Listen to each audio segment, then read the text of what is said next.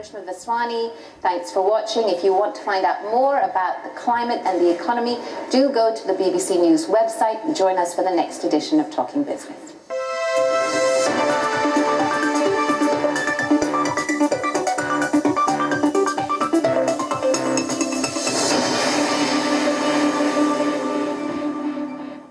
There's the odd shower dotted about this evening, but actually a lot of dry weather out there. Windy though in northwest Scotland, and that's going to stay the case through the night and into the first part of tomorrow. Some gusts, Western Isles in particular, in excess of 50 miles an hour, and some showers running out through Irish Sea coasts as we go through the night. But as you can see, a lot of dry weather to be had, a little bit cooler than this in the countryside.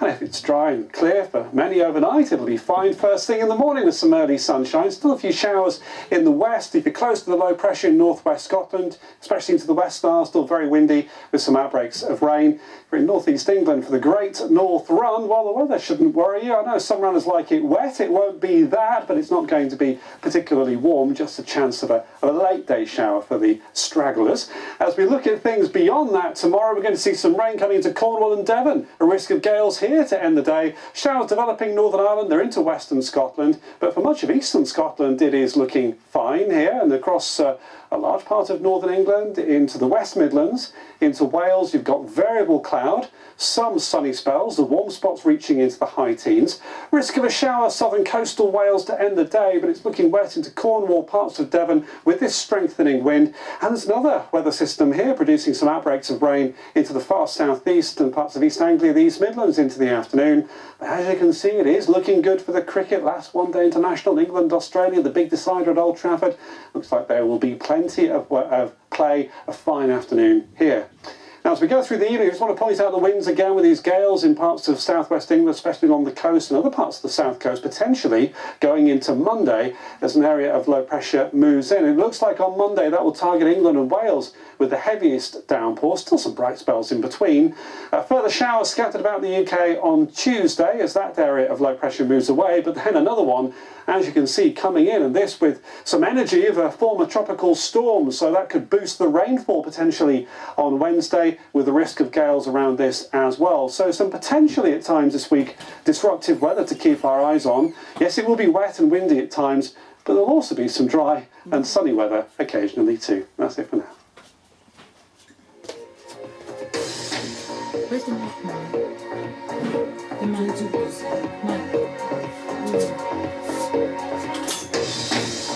Where's the battery charger for?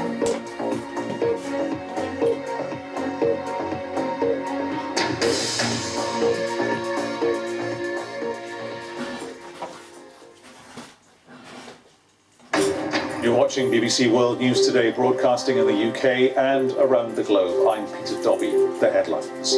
251. The Labour Party elects the veteran left-winger Jeremy Corbyn as its new leader. In turn, it calls on the government to do more to help Europe's migrants. We as ordinary decent people stand up and say to our government, recognise your obligations in law. Rallies are being held across Europe, including London, in support of the migrants. An investigation's been ordered into why a crane collapsed, killing 107 people in the Grand Mosque in Mecca.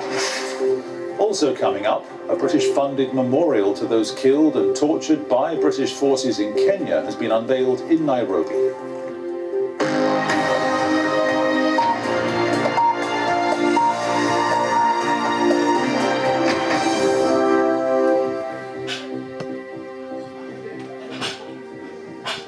Welcome to the programme. The veteran left-wing British Member of Parliament, Jeremy Corbyn, was today swept to victory in the Labour Party leadership election contest. Mr Corbyn, who 3 months ago began the campaign as an outsider, won massive support with nearly 60% of the vote.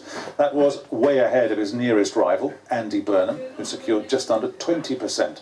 Mr Corbyn thanked Mr Burnham and the other candidates, Liz Kendall and Yvette Cooper, saying they'd helped to reinvigorate the party. And he promised to fight for a more tolerant and inclusive Britain. Our political editor, Laura Koonsberg's report does contain some flash photography. He's in there somewhere. The new Labour leader who wants to be your next Prime Minister. They knew it. he knew it. These rivals and the Labour establishment lost the argument. Jeremy Corbyn elected as leader of the Labour Party. This humble rebel had to be persuaded even to stand, yet 250,000 people named him their first choice. Months ago that seemed impossible. By this morning the only surprise was the scale of his support. A new suit, maybe, but ideas he's held for decades.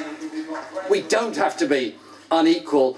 It doesn't have to be unfair. Poverty isn't inevitable. Things can and they will change. Thank you very much.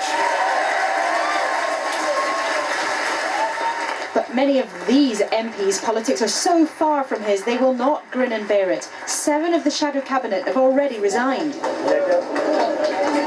done it not by a small margin, but by a mile, a thumping victory. The unexpected candidate is now Labour's accidental leader. This is an enormous achievement. Can you believe that you've won by such a margin? Can you give a brief word to the audience who are voting for you?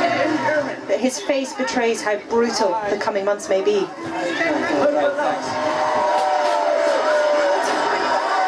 But tonight, euphoria. These are his people. Nearly 100,000 of them signed up just to back him. A new audience for the ideas of old Labour. And some of tonight's biggest smiles were from vintage faces. He told me he hadn't been so happy in years. People are sick and tired of the last 30 years in which ordinary people got left behind while the bankers made a fortune. What do you make of the Jeremy's scale of the gonna change result, it. Ken? Just stunning. No one could have predicted. Oh, he will. With the majority like this, they'll have to. Oh, dear. Corbyn and his new deputy, Tom Watson, triumphed under new party rules. Ed Miliband's real legacy, perhaps. Labour in the hands of its supporters, not its MPs. Our party is a broad church, always has been, always will be, and the task of the leader is to reach all parts of that movement, and I believe that's what Jeremy should do. He could only have dreamt of this. Fantastic moment, fantastic mandate for change in Britain, fantastic enthusiasm for real democratic politics. It's a great day. To our party membership to be even bigger. It's already now become the largest membership ever in the history of the Labour Party. An overwhelming moment for his supporters. Overwhelming too for his wife. We walked together, we marched together down that road. But look who came to join the party. The most powerful union boss in the land, Len McCluskey. One of the first to embrace him on stage. This is unlike anything the Labour Party has seen for decades. The passion, the faith, the joy in what they've achieved in this room. Can they ever persuade the whole nation? They have the right answers.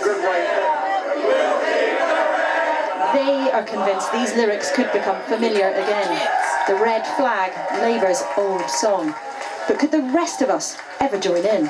Do you think that the general public would choose Jeremy Corbyn as a Prime Minister? Well, we'll have to see, won't we? But, you know, what they do want is politicians of conviction. People who say what they mean. They are sick to death of people coming on looking like they're reading off a script. Well, that's clearly not Jeremy Corbyn. Away from the crowds, one cool Labour head told me it's unpredictable, exciting or fatal. Whether you think it's a glorious fantasy or a nightmare for Labour, it is now real. Laura Kunsberg, BBC News, Westminster. Well, let's stay with that story. Taking you live now to College Green. Our political correspondent Ella Garnier is there for us. Eleanor, how does he make Labour electable at the next election? The very big question and the task that Jeremy Corbyn now has on his hands. I think it's fair to say that by this morning everyone was saying that it was going to be Jeremy Corbyn who was going to be the new Labour leader. But what was the big surprise was his overwhelming victory. It was a thumping victory. He won with nearly 60% of the vote. And Jeremy Corbyn himself even admitted that he was a bit surprised by the scale of his victory. And now, as you point out, he's got some serious challenges years ahead of him. How to get Labour back in power again. The next election here in the UK is in 2020, but there's going to be plenty of work to do before we get to that point for Jeremy Corbyn. And it's really interesting to point out that Jeremy Corbyn has no experience at this level of government at all. He hasn't ever held a shadow ministerial position or even a shadow Secretary of State position. He has spent the last 30 years working here as a Member of Parliament, but he has always been on the back benches. In fact, he's always been a bit of a rebel. He has voted against his party, against Labour, more than 500 times. Now he is leading the Labour Party, and he hasn't shown previous leaders any loyalty, really. So now the big challenge is, well, can he expect the party faithful to be loyal to him? Interesting, Eleanor, you talked there about previous leaders. I mean, famously he said Tony Blair should be tried for war crimes because of what's gone on in the Middle East. What was it that Mr Corbyn offered that cancelled out so many internationally well-known voices saying he is not the man to lead Labour? Tony Blair famously just, 4 or 5 weeks ago, saying if you vote him in to run the party, it will be annihilation for Labour. Yes, that's right. Tony Blair spoke out 3 times during the Labour leadership campaign, saying that if you voted for Corbyn, it would be annihilation, as you say. He also said that if you had sympathy, if your heart was with Jeremy Corbyn, well, then you needed a heart transplant, Tony Blair said. What has appealed to so many of the thousands and thousands of people who have joined up to Labour as new members, as supporters, is his straight talking. People like the fact that he doesn't look like the other leading politicians in this country. He dresses differently, he sounds differently, and he wants to do things differently as well. In fact, the first thing he did today, having been elected, was to go to a very big rally in central London, just behind me here, in support of refugees from across Europe. So we are already starting to see that this is going to be a very different type of leadership, but we will find out more over the next few days. Eleanor, thanks very much. Well, the new Labour Party leader here in the UK, Jeremy Corbyn, was speaking at that rally in London that Eleanor was talking about in support of migrants, just one of many protests held today in several European cities. This is the scene earlier today in the British capital, where thousands of pro-refugee supporters gathered in Hyde Park. They marched towards Downing Street to lobby the British Prime Minister, David Cameron. Organisers said it was time to let refugees know that they're welcome in Europe. Along with London, the biggest rally was held in Copenhagen, where an estimated 30,000 people gathered outside the Danish Parliament to voice their support for the refugees, many chanting in English. Say it loud and say it clear, refugees are welcome here, they said. And in Madrid, under a slogan which read, "Welcome refugees," huge numbers marched on the capital's Atocha railway station to the Foreign Ministry, calling on the Spanish government to welcome refugees into Spain. I've been talking with Abdulaziz Al-Mashi. He is the co-founder of the Syria Solidarity Movement. He organised the pro-refugee rally in London earlier today. He told me that European countries opening their doors to refugees was the right thing to do. Politicians within the UK and in Europe must listen to their people and must let people in, because a refuge is a right, not a privilege. And those people are fleeing wars. For example, I am a Syrian. In my country, we have a dictatorial regime who is carrying out massacres against the Syrian people on daily basis since 2011. So the international community did not do anything to stop him. He is using parallel bombs, even chemical attacks, like on daily basis. So obviously the people will flee. And if you don't intervene to stop it, you have to take in refugees. There are, can I suggest to you, huge practical issues here. 800,000 people getting into Germany up to this point in this year alone. 40,000 expected in certain countries between today and tomorrow Sunday. Practically, how do those people get looked after? Where do they go? And crucially, when or can they go home? I will tell you something. They cannot go home at the moment. Because if you look at Syria, Syria has been totally destroyed. This is the reality. So this is the consequences of the inaction from the international community. If you let a dictator carry out massacres against his own people on a daily basis, he used even chemicals, then obviously the people will leave. Abdul Aziz Al-Mashi talking to us earlier. Well, as the political debate over how to handle the migrant crisis continues across Europe, a war of words between Austria and Hungary now over the migrant crisis escalated today. The government in Budapest summoned the Austrian ambassador after his country's Chancellor Werner Faymann criticised the Hungarian Prime Minister's treatment of refugees, saying that, quotes, Orbán is acting irresponsibly when he says everyone is an economic refugee. He went on to say putting refugees on trains in the belief that they're going somewhere totally different awakens memories of our continent's darkest times, an apparent allusion there to the Nazi treatment of Jews during the Holocaust. The German Vice-Chancellor Sigmar Gabriel has also been critical of the Hungarian response. He renewed calls for a European solution to the crisis. When you see the pictures of how Hungary's president, Mr. Orbán, treats the people there, they don't get any food or water. Small kids stay in police stations. People really fear for their lives. You can understand why our government has said, unless we want to see pictures of sick, injured and even dead people at the borders of Europe, we must take action and let them come to Austria and Germany. In other news, at least 82 people have been killed in a gas explosion at a crowded restaurant in Madhya Pradesh in India. Police say a cooking gas cylinder blew up and then triggered a second blast of mine detonators stored illegally next to the restaurant. Around 100 people have been injured in the blast, which caused the building's roof to cave in. Sanjoy Madhumja is in Delhi with more.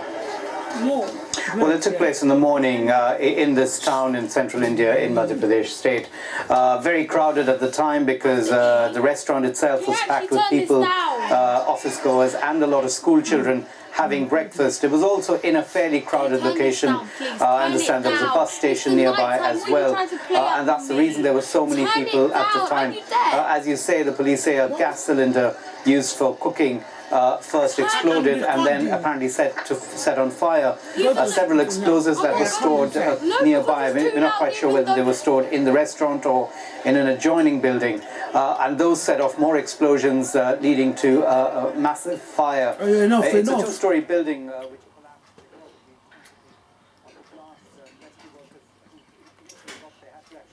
their hands to sift through the rubble to try and get to That's fine. Two British women have been Can you killed turn it off now? as a train I want to use derailed the in northern TV now. India. The tourists were travelling on a specially chartered train carrying a group of 37 You want to use it from too? the Yeah. Indian Himalayan town of Shimla. You've been using it the whole York-based day. Great Rail Journeys, who organised the tour, said a number of people in the group had been hospitalised. Let me see. The Saudi authorities have ordered an investigation. Give me some after bread, the really construction bread. You've eaten rice. of the Grand Mosque in Mecca. You're even lucky. More than 100 people were killed in what is You're even lucky at that. sacred sites. Images from the scene I gave showed you bodies food. in the rubble and blood on the mosque's polished floors. The crane's collapse has been blamed You on ate high winds rice. during a storm. The Come on. accident happened as preparations were being made for this month's Hajj pilgrimage, which officials say will go ahead as planned.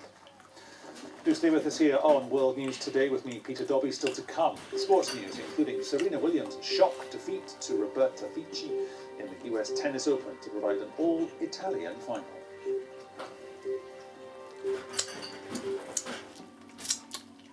Freedom itself was attacked this morning, and freedom will be defended. The United States will hunt down and punish those responsible. Bishop Tutu Even now we can becomes now spiritual turn leader off. of the It's proposed going to vaccines here at the another Black show. Soweto Township, as well as the whites in their Can I watch my show? You've been doing recording all day. In a loud and a clear voice, enough of blood and tears. Enough. The difficult decision we reached together was one that required great and exceptional courage.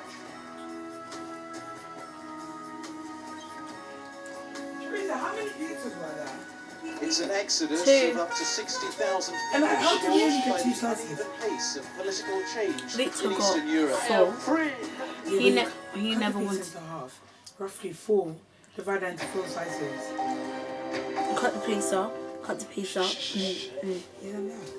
To Dobby, these are the top stories. Britain's main opposition Labour Party has elected the veteran left-winger Jeremy Corbyn as its new leader. In turn, he's called on the government to do more to help Europe's migrants. And rallies are being held across Europe, including here in London, in support of the migrants. Now, the predominantly Kurdish city of Jizre in Turkey is looking back to normality this weekend after more than a week.